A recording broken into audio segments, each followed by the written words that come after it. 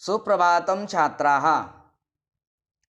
अद्य वयं दशमकक्षायाः पाठ्यपुस्तकस्य षष्ठः पाठः पठामः। पाठस्य नाम किं? सुभाषितानि। इसमें दो पद है, सु प्लस भाषितानि।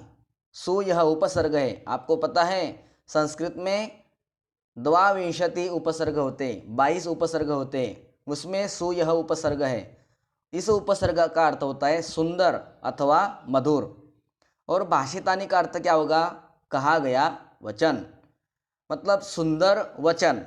यह सुभाषितानि का अर्थ निष्पन्न होता है। अब हम इस पाठ का परिचय ध्यान में लें।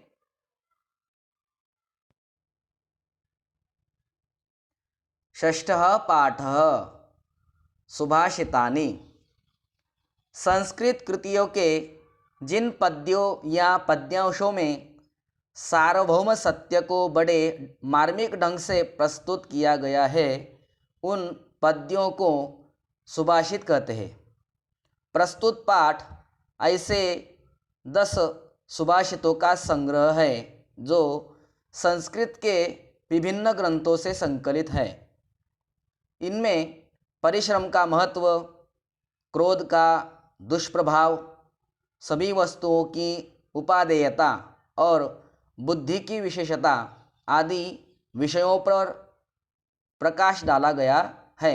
अब हम क्रम से सुभाषित का गायन करेंगे, सस्वर गायन करेंगे। उसके पश्चात सुभाषित के पदों पदों का अर्थ का अवगाहन करेंगे, अर्थ का चिंतन करेंगे।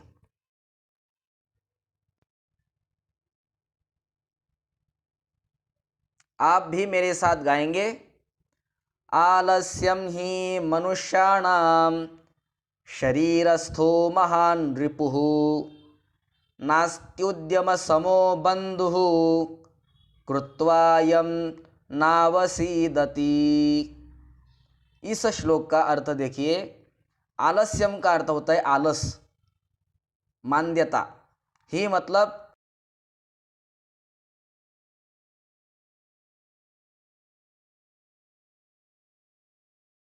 देह में स्थित, महान मतलब बहुत बड़ा, रिपु का अर्थ होता है शत्रु, दुश्मन। अब यहाँ संधि युक्त शब्द है। नास्ति प्लस न प्लस अस्ति प्लस उद्यम समः। न प्लस अस्ति यहाँ दीर्घ संधि है, और अस्ति प्लस उद्यम यहाँ यण संधि है। इसलिए यहाँ नास्ति के ई को यह आदेश हुआ है। और अंत में समः ऐसा शब्द है। विसर्ग के पहले अ और बाद में ब, यह मृदु व्यंजन आने के कारण विसर्ग का उ हुआ है। उ प्रथम म के अंत में जो अ है उसमें मिलाकर गुण संधि के अनुसार उसका ओ हुआ है। तो नास्त्युद्यम समो, नास्त्युद्यम समो, न प्लस अस्ति प्लस उद्यम समः। न का अर्थ होता है नहीं, अस्ति का अर्थ होता है, और उद्यम का अर्थ होता है परिश्रम, सम का अर्थ होता है समान, बराबर, बंधु का अर्थ होता है मित्र, कृत्वा का अर्थ होता है करके, यम जिसको, न प्लस अवसीदति, न का अर्थ होता है नहीं, और अवसीदति का अर्थ होता है दुख। अब संपूर्ण श्लोक का अर्थ हम ध्यान में लेंगे।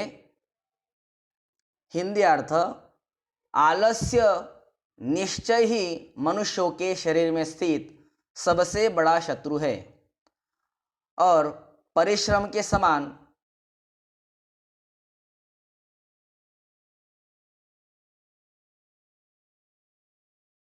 दुखी नहीं हो सकता।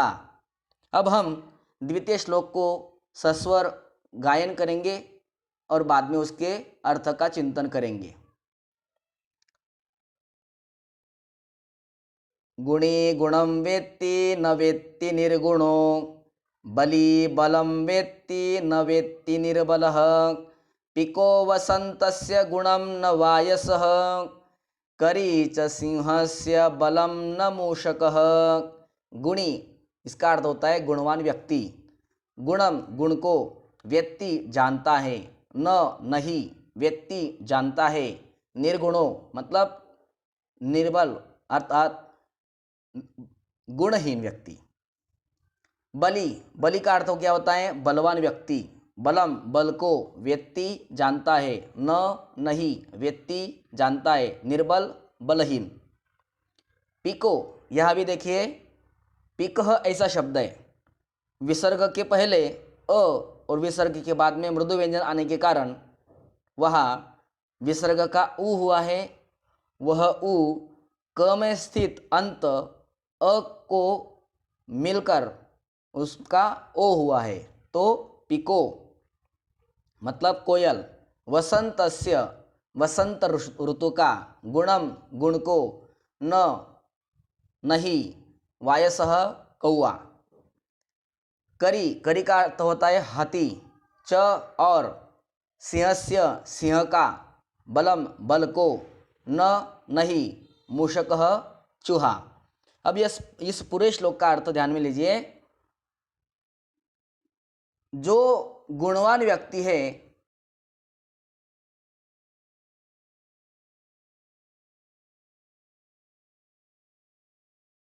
बलवान व्यक्ति ही बल को जानता है, बलहीन व्यक्ति नहीं। कोयल ही वसंत ऋतु का महत्व जानती है, उसे पता है वसंत ऋतु का महत्व क्या है, क्योंकि वसंत ऋतु में ही वह मीठा मीठा गीत सुनाती है। लेकिन कौवा मीठा गीत तो सुनाता ही नहीं, तो कर्ण कर्कश आवाज निकालता रहता है।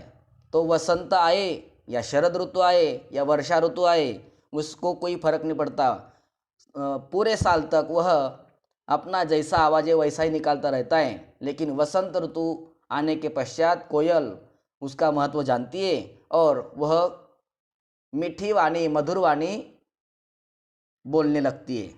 उसी प्रकार हाथी ही सिंह का बल जानता है, चूहा नहीं। हाथी को पता है सिंह के पास कितना बल है, क्योंकि सिंह को हाथी डरता है। तो हाथी ही जानता है सिंह के बल को, लेकिन चूहा सिंह के बल को जानता नहीं है। अब हम तृतीय श्लोक की ओर बढ़ेंगे। निमित्तमुद्दिश्य यह प्रकुप्यति, ध्रुवं स तस्यापगमे प्रसीदति, अकारणद्वेष्टि मन तु यस्य वै, कथं जनस्तं परितोषयिष्यति। निमित्तम उद्देश्य किसी निमित्त के कारण, यह मतलब जो, प्रकुप्यति बहुत अत्यधिक कोपायमान होता है, कुपित होता है, क्रोधित होता है। ध्रुवम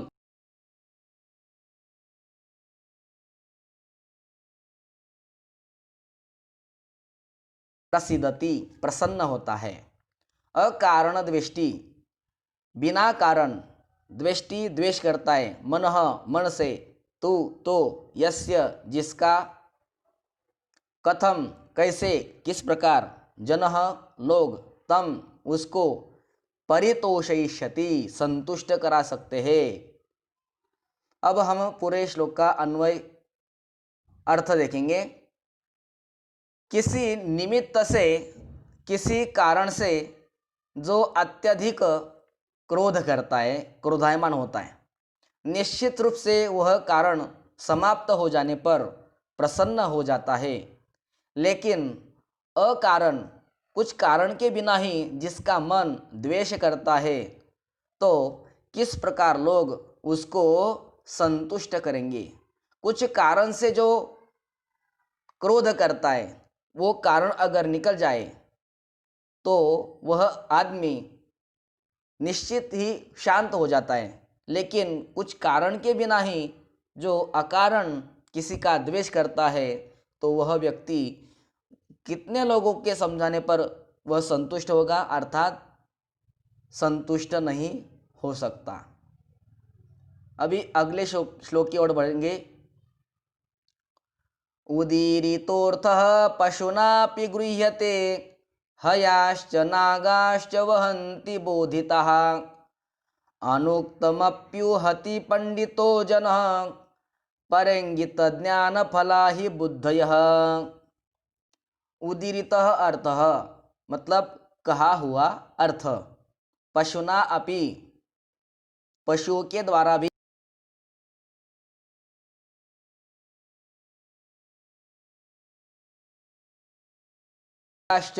घोड़े, वहंती ढोते हैं, बोधिता बोध करने पर, समझाने पर या प्रेरित करने पर। अनुक्तम मतलब न कहा हुआ, अपि भी, उहति उहति का अर्थ जानना होता है, पंडितः पंडित विद्वान ज्ञानी, जनः लोग, परेंगित पर इंगित इसका अर्थ होता है दूसरों के द्वारा कुछ संकेत करने पर उसके द्वारा ज्ञान फलः संकेत जन्य ज्ञान का फल, ही निश्चयः बुद्धयः मतलब बुद्धिमान लोग। अब इस श्लोक का हम अर्थ देखेंगे। अर्थ बताए जाने पर पशुओं के द्वारा भी वह ग्रहण किया जाता है। अगर आप समझाए अच्छी तरह से तो पशु भी वह समझ जाते हैं। सिखाने पर या प्रेरित करने पर, बोध करने पर, राह दिखाने पर घोड़े भी, हाथी भी भार ढो लेते हैं। जो काम उनको कहा गया है वह कर लेते हैं। दौड़ना हो, चाहे कुछ दिशा में जाना हो, इधर जाना हो, उधर जाना हो, पूर्व में जाना हो, पश्चिम में जाना हो, कुछ निर्देश करने पर, प्रेरित करने पर वह भी निकल पड़ते हैं, चलते हैं। लेकिन जो बुद्धिमान लोग होते वह अनुक्तम मतलब न कहे हुए अर्थों को भी जान लेता है, उसका भी वह अंदाजा लगा लेता है। दूसरों के द्वारा संकेत करने पर संकेत जन्य ज्ञान का फल वह प्राप्त कर लेता है, उसको निश्चय ही बुद्धिमान कहा जाता है। आया ध्यान में। अभी छठे श्लोक की ओर बढ़ेंगे।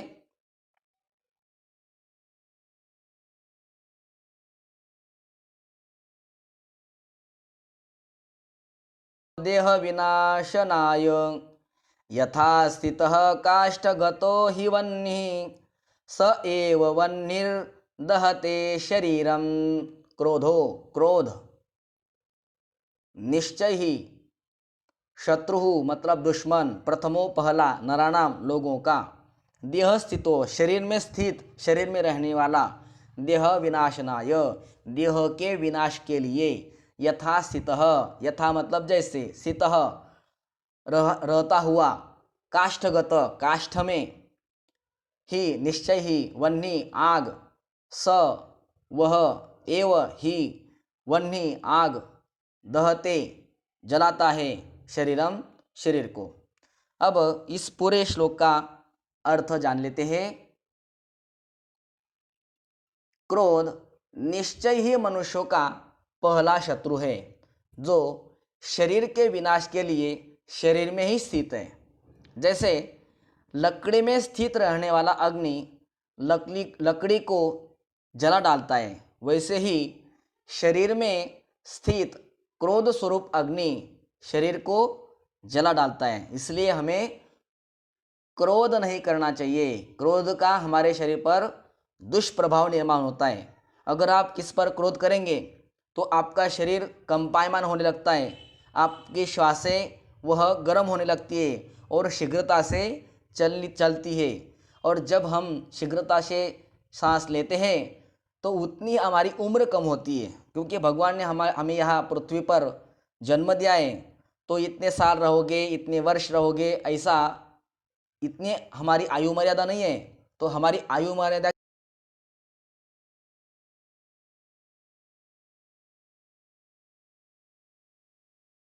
नहीं और एक ज़्यादा नहीं, इसलिए हमारा आयुष्य सांसों पर निर्भर है। जितनी सांसें हमारी स्थिर होगी उतना आयुष्य बढ़ेगा, और जितनी सांसें हमारी शीघ्रता से खर्च होगी उतने हम मृत्यु के निकट जाएंगे। तो क्रोध करना मतलब अपनी आयु, अपना आयुष्य कम करने जैसा है, इसलिए क्रोध किसी पर नहीं करना चाहिए। अब अगले श्लोक में देखेंगे कौन किसके साथ संगति करता है। मृगा मृगै संगमनुव्रजन्ति गावश्च गोभिस्तुरगास्तुरंगैः मूर्खश्च मूर्खैः सुधियः समानशील व्यसनेषु सख्यम। ध्यान दीजिए, मृगा हिरणे, मृगै ही हिरणों के साथ, संगम संगति में, अनुव्रजंती जाती है अथवा रहती है, गावह गोभी गाय गायों के संगति में जाती है, तुरगहा तुरगही तुरग कहते हैं घोड़े को, तो घोड़े घोड़ों के साथ में रहते हैं। मूर्खश्च मूर्खही मूर्ख लोग भी मूर्ख लोगों के साथ में ही रहते हैं। और जो बुद्धिमान है सुधीय, तो बुद्धिमान लोग भी सुधी भी बुद्धिमान लोगों के साथ ही रहते हैं। क्यों रहते हैं? क्योंकि समानशील, समान मतलब बराबर, शील मतलब व्यवहार अथवा आचार, सदाचार, व्यसनेशु व्यसन, अगर समान व्यवहार हो, समान आचार हो, समान व्यसन हो तो उसमें सख्यता अर्थात मित्रता निर्माण होती है।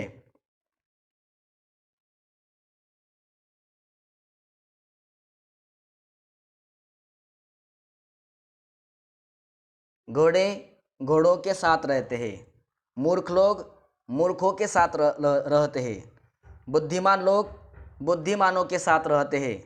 क्योंकि समानशील अर्थात आचरण और समान व्यसनियों में मित्रता होती है, इसलिए जो व्यसनी है वो व्यसनियों के पास ही जाएंगे और जो बुद्धिमान है बुद्धिमान के पास ही जाएंगे।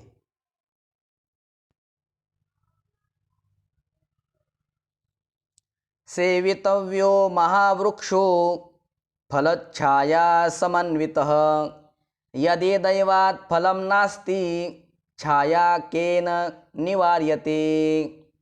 सेवितव्यो सेवन करना चाहिए, सेवा करनी चाहिए।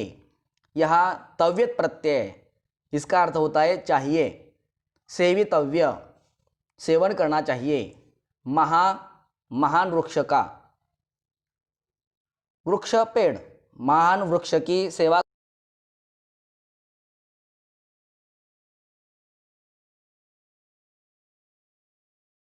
छाव से जो समन्वित है, युक्त है, ऐसे वृक्ष की सेवा करनी चाहिए। क्यों? क्योंकि यदि अगर दैवात भाग्य से फलम नास्ति उसको फल नहीं लगे, छाया केन निवार्यते छाया छाव केन किसके द्वारा, निवार्यते रोकी जाती है। इसका अर्थ है फल और छाया से युक्त महान वृक्ष की सेवा करनी चाहिए। क्योंकि यदि दैववशात अर्थात भाग्य से उसको फल नहीं आए तो उसकी छाव किसने रोका है, अर्थात छाव तो मिलती है, अगर नहीं फल मिले तो छाव तो मिलती ही है। अब अगला श्लोक देखेंगे, बहुत महत्वपूर्ण है। अमंत्रमक्षरो नास्ति नास्ति मूलमनौषधम् अयोग्यः पुरुषः नास्ति योजकस्तत्र दुर्लभः। अमंत्रम मतलब जो मंत्र नहीं है, अक्षर अक्षर, ना अस्ति नहीं है, नास्ति नहीं है, मूलम अनऔषधम ऐसी कोई जड़ नहीं है जो औषधि नहीं है, अयोग्य पुरुषः नास्ति ऐसा कोई पुरुष नहीं जो अयोग्य है, उसमें कोई योग्यता नहीं है, ऐसा कोई पुरुष इस धरती पर नहीं है। केवल योजकः तत्र दुर्लभः, केवल योजक ही वहाँ दुर्लभ है। यह संधि है, विच्छेद कर लीजिए, योजकः प्लस तत्र, योजकः विसर्ग है और विसर्ग के आगे त आया हुआ है, कठोर व्यंजन है, इसलिए विसर्ग का स होता है।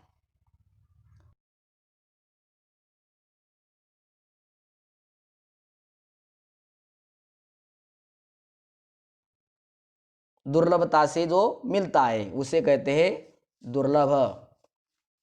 तो अब पूरा श्लोक का अर्थ जान लेंगे। ऐसा कोई अक्षर नहीं है जो मंत्र ना हो, ऐसी कोई जड़ नहीं है वृक्ष की, पेड़ों की, बेलों की, पौधों की जो औषधि नहीं है। ऐसी कोई जड़ नहीं है जो औषधि नहीं है। ऐसा कोई पुरुष नहीं है जिसमें कोई योग्यता न हो, बस उसको सही तरह से जोड़ने वाला मनुष्य दुर्लभ है। आया ध्यान में। अभी अगला श्लोक। संपत्तौ च विपत्तौ च महतामेक रूपता, उदये सविता रक्तो रक्तश्चास्तमये गता, तथा संपत्तौ च विपत्तौ च। संपत्ति शब्द है ह्रस्व इकारांत स्त्रीलिंग में, उसका सप्तमी का एक वचन होता है संपत्तौ। उसी प्रकार विपत्ति शब्द है, उसी का भी सप्तमी का एक वचन होता है संपत्तौ। इसका अर्थ होता है में अथवा पर। संपत्ति में अर्थात ऐश्वर्य में, च और विपत्तौ च विपत्ति में, महताम सज्जन लोग, बड़े लोग, एक रूपता समानता होती है। चाहे उसके वह संपत्ति में रहे अथवा वह विपत्ति में अर्थात मुसीबत में रहे, वह समान ही रहते। वह सुख में फूलते नहीं और दुख में वह दुखी नहीं होते। किस प्रकार यह उदाहरण दिया है? उदय सविता रक्तो, उदय मतलब उदय होने पर, सविता मतलब सूर्य, रक्तो लाल रंग का होता है।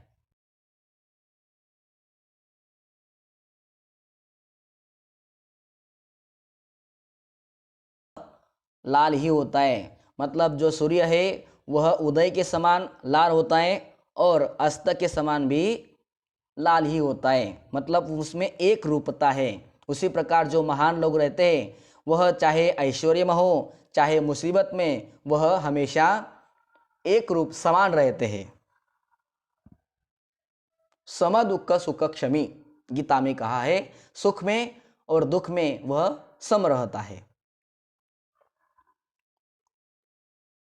संपन्नता ऐश्वर्य में और विपत्ति अर्थात मुसीबत में महान लोग एक रूप रहते हैं, समान रहते हैं। जैसे सूर्य उदय के समय लाल होता है, अस्त के समय में भी वह लाल ही होता है।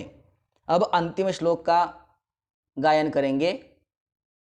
विचित्रे खलु संसारे नास्ति किंचिन्निरर्थकम्, अश्वचेद्धावने वीरः भारस्य वहने खरः। विचित्रे इस अद्भुत संसार में, खलु निश्चित, संसारे संसार में, नास्ति नहीं है, किंचित कुछ भी, निरर्थकम जिसका कोई अर्थ ना हो उसे कहते हैं निरर्थक। इसमें निर यह उपसर्ग लगा हुआ है 22 उपसर्गों में से। अश्वः चेद यह विसर्ग है अश्वः का, लेकिन विसर्ग के बाद च यह कठोर व्यंजन आया है, इसलिए विसर्ग का हुआ है श।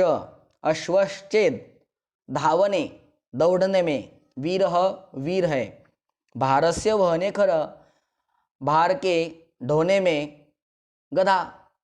अब इस पूरे श्लोक का अर्थ जान।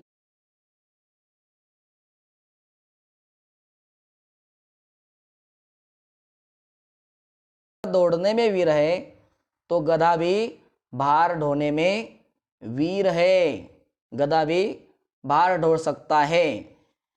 क्या है, प्रत्येक व्यक्ति की अपनी अलग अलग विशेषता होती है। कोई किस्में तो कोई किस्में विशेष होता है, ऐसा कोई व्यक्ति नहीं कि उसमें कोई विशेष गुण नहीं है।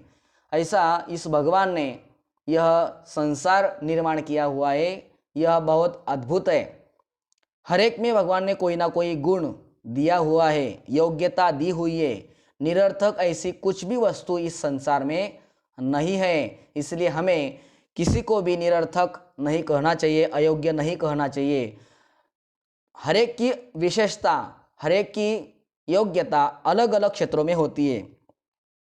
अश्व अगर भागने में, दौड़ने में वीर है तो जो गधा है वह भी भार ढोने में वीर ही है, लेकिन गधा गधे को अगर हम भागने के लिए कहेंगे तो वह हमारी अपेक्षा पूरी नहीं करेगा, क्योंकि वह भार ढोने में वीर है, वह भागने में वीर नहीं है। अश्व वह भागने में दौड़ने में वीर है, लेकिन अब उसी के पीठ पर हम अगर भार ढोने के लिए कहेंगे तो वह भार नहीं ढो सकता है। अर्थात हर एक की विशेषता अर्थकता अलग अलग है। तो हमें अपनी योग्यता को समझनी चाहिए और उसी दिशा से हमें अपना महत्वपूर्ण पॉइंट हमारे जीवन का ध्येय उद्देश्य बनाना चाहिए और उसी उद्देश्य के प्राप्ति के लिए हमने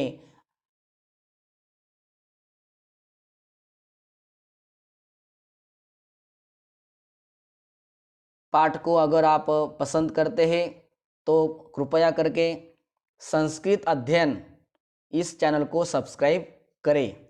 सब्सक्राइब करना मत भूलें, क्योंकि सब्सक्राइब करने पर अगले नए वीडियो आप प्राप्त कर सकते हैं। धन्यवाद।